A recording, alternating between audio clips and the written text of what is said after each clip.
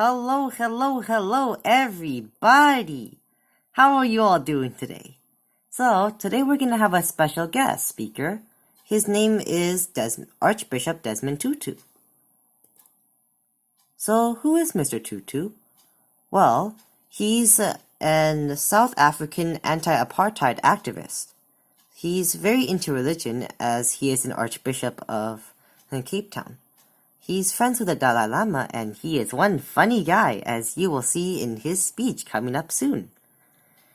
He is known as South Africa's moral conscience for his outstanding efforts in activism and humanitarian civil rights. He's won many awards, including the 1984 Nobel Peace Prize, the 1986 Albert Schweitzer Prize for Humanitarianism, and oh boy, this one's a mouthful, the 1992 and 1996 Bishop John T. Walker Distinguished Humanitarian Service Award. So what is the apartheid system? Well, the apartheid system was a system introduced by the Nationalist Party of South Africa. It promoted racial segregation and favored the white minority population. The many black people, more than 3.5 million to be precise, were displaced and put into Bantustans, which is African for homelands. These Bantustans were very underfunded and overpopulated. They were a very poor, dirty place to grow up in. So obviously the black population did not appreciate this.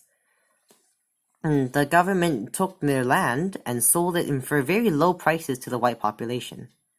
There was a very clear bias of white and black, and the single thing like skin color could decide how you live your life.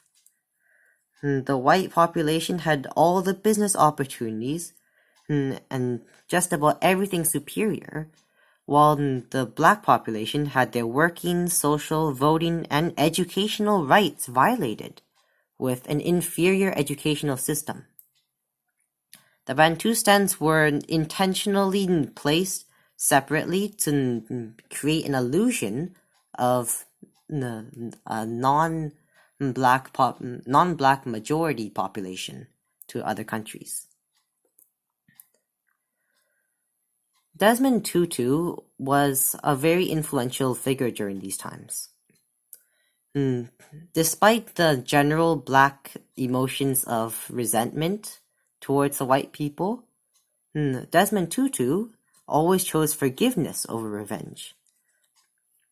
He stated many, many times that forgiveness is the only way to a true future for South Africa. He even coined the quote of South Africa being a rainbow nation after the end of apartheid. But it is true that he stood with his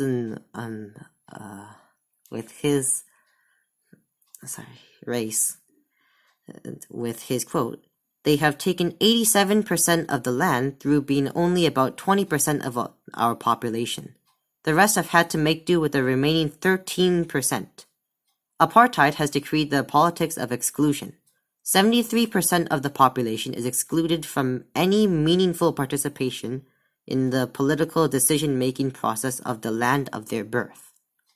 This just goes to show how serious apartheid was.